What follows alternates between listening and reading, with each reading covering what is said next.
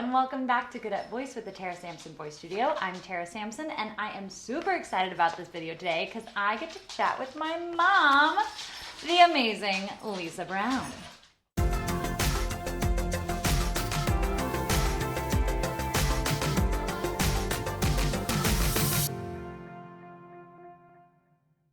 So for a little background, Lisa was in education for decades and was a high school counselor turned director of guidance at a huge senior high school in North Texas. She helped guide me through my college application and audition process, flew with me all over the country for auditions, and helped me decide where to go to school. She also helped my brother with his college application process, and he pursued a more traditional academic path. Being a high school counselor and parent of a musical theater major, she offers a unique perspective on this whole process. So let's dive in and see what she has to say about this business we call show. All right. Thanks for having me, Tara. Thanks for doing this. So you were the parent of a child wanting to major in musical theater. What are some concerns you had when I first told you that that's what I wanted to do? Well, I think the very first concern, and I think is probably the same concern any parent would have, is musical theater. Are you kidding me? You can't make a living at musical theater. Because if you're going to college or not, we all want our children to grow up and be able to support themselves. And we know how hard theater, acting, film, anything like that can be. So that was my first concern is, well, how are you going to support yourself? And you know, that's a little bit of a concern now with anybody that goes to college or not. We all worry about that. But when you did it, that was my biggest concern at first. And then later, a concern that actually hit me that I hadn't thought about until you really got serious about wanting to do this. And I realized that this might actually happen, was we all know how being on stage and being in theater, whether it's musical theater, film, anything, it's rejection after rejection after rejection, or maybe an acceptance and then rejections and rejections and then another one. It's just the thought of your own child being disappointed over and over and over again. That's something that is hard for any of us to go through. But it's way harder when you think that that's your child that's going to be going through that. It just tears you apart. Aw, So that's so sweet. So it wasn't anything to do with that. It wasn't like a traditional path or what's expected, quote unquote. Well, there was some of that to begin with, because there was a time that you wanted to be a marine biologist, and then there were 2 or 3 other things I don't remember, but they changed on a 6-month to yearly basis when you were young. Well, and that's normal. All of them sounded great. And of course, when I thought about my career, when I went to college, we didn't have quite as many choices. And so when you came up with things like marine biologist, I thought, ooh, that would be great. I should have done that. So when it went to musical theater, that was never something I thought I could have done. So there was a huge shock that was not a traditional path. But I also believe that everyone needs to follow their dreams early, and you need to do those things while you can and while you're free of certain responsibilities.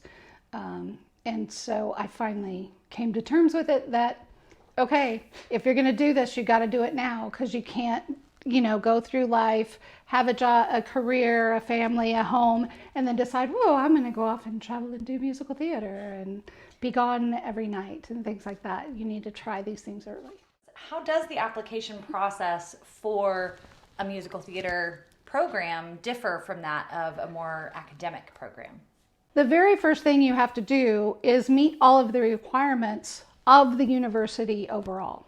Because if you don't, you're not going to get into this specialized program. So that your application process starts with getting in through there. And a lot of times you can apply and you kind of audition at the same time. And you may not know that you've gotten into the university, but the audition process has already started. So you're auditioning and you may be accepted contingent upon being accepted to the university. There's all different nuances to all the different schools.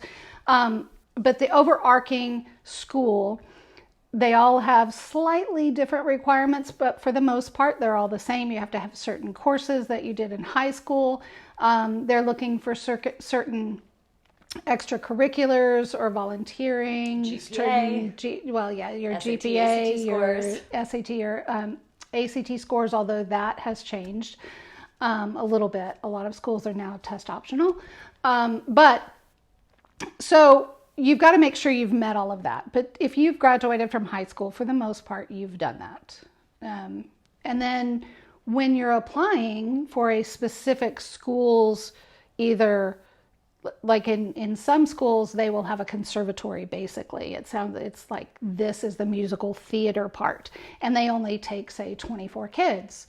That's pretty stiff competition. That's kind of something students need to figure out what style training they want, because a conservatory style program is going to be much more rigorous and honed in on musical theater training, whereas just a bachelor of theater is going to be a lot more generalized education. You're going to do probably less stringent courses, and it's the structure of the degree is going to be a little more loose, a little bit more like you can kind of pick when you want to take which classes, whereas with a conservatory, it's like you take this first at this time in this year, then this. And if you're not in a conservatory, a lot of them, not all of them, and that's why it's really hard to speak concretely about this, because a lot of schools do things differently on purpose because they want to differentiate and be different than other schools. It helps them attract students.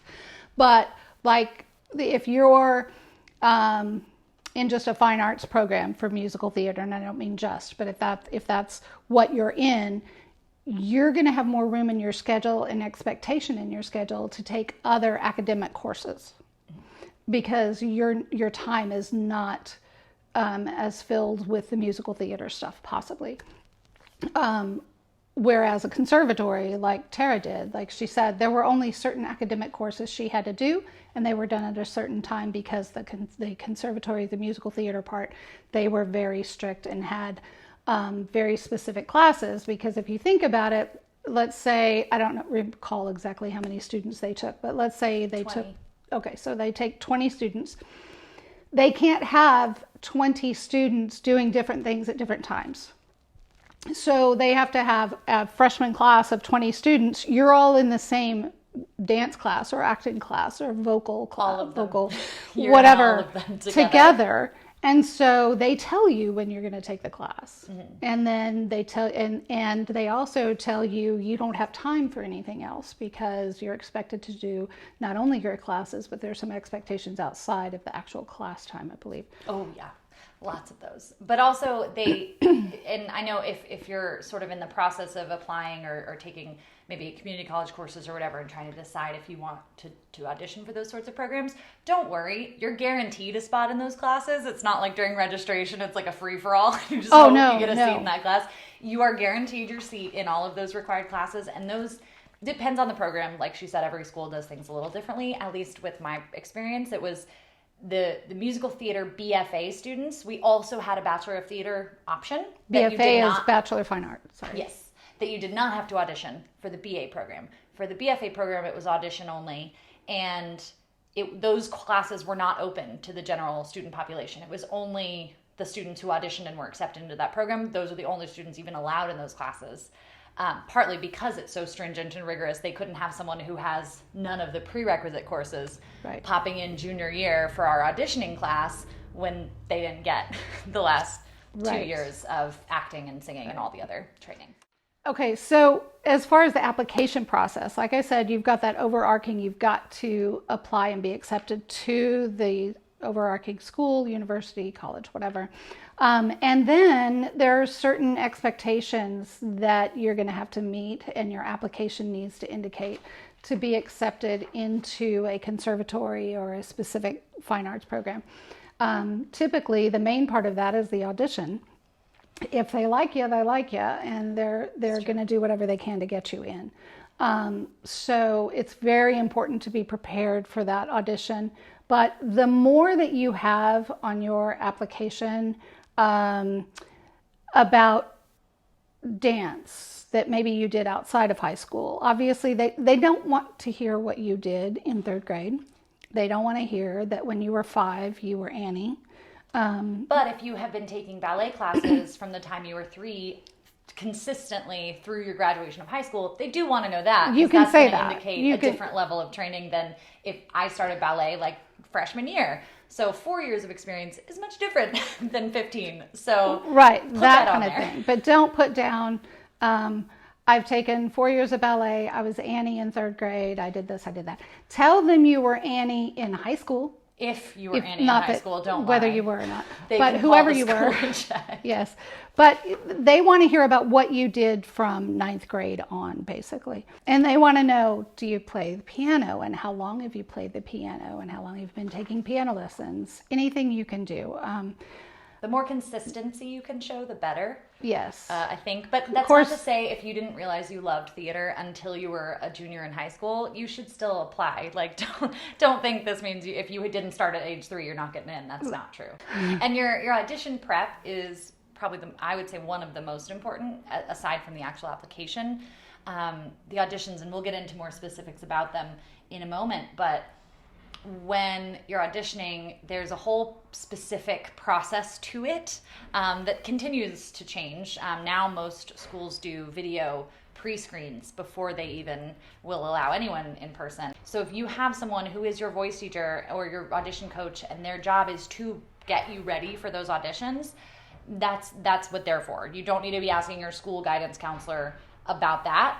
Because right? no, because they're not concerned with those specifics. They're not going to know. I mean, unless you have a very special situation. No, well, now, but but early on, before I went through it with you, I had no idea. But what should parents do? Who is a great resource for parents? Would you say? Voice teachers, acting coaches? Voice teachers and acting coaches. People who have been through it. People who have been to college and majored in that. They're the ones that know what it's like. But I guarantee you, the people who you are auditioning for can tell the difference between a student who was in theater and choir in high school and decided to go study musical theater in college and showed up for an audition with their favorite song and their favorite monologue, and they show up and they do it without ever being coached or knowing what to expect. Because I think we were lucky that you knew someone that could help you do that. It certainly wasn't me. But I had a wonderful voice coach. Yes. So David Gaschen. Shout out, David. And so, yeah, you need to know what it's going to be like when you get there, not just when you're in front of the people. You need to know what the expectation is. You need to know what your behavior should be. What shoes to bring, what outfit to wear, how to pick your song, what your audition book should look like. You need to know. I remember one thing that surprised me is how there will typically be an accompanist in the room, and you need to know how to address the accompanist. How to request any changes or how to explain your music or anything that you need like that. And the more you know, the better off you're going to be. Obviously, you have to be good at your craft, but they can tell someone who is serious about what they've been doing. And the more you prepare, it shows that you are serious. Yeah. Thank you so much for watching this first half of my interview with the wonderful Lisa Brown, my mother. Tune in next week for more on specifics about the audition process, unifieds, are they worth it, and just some more general information that you might want to know when you or your child is searching for a musical theater or acting program. Thanks so much, and keep singing.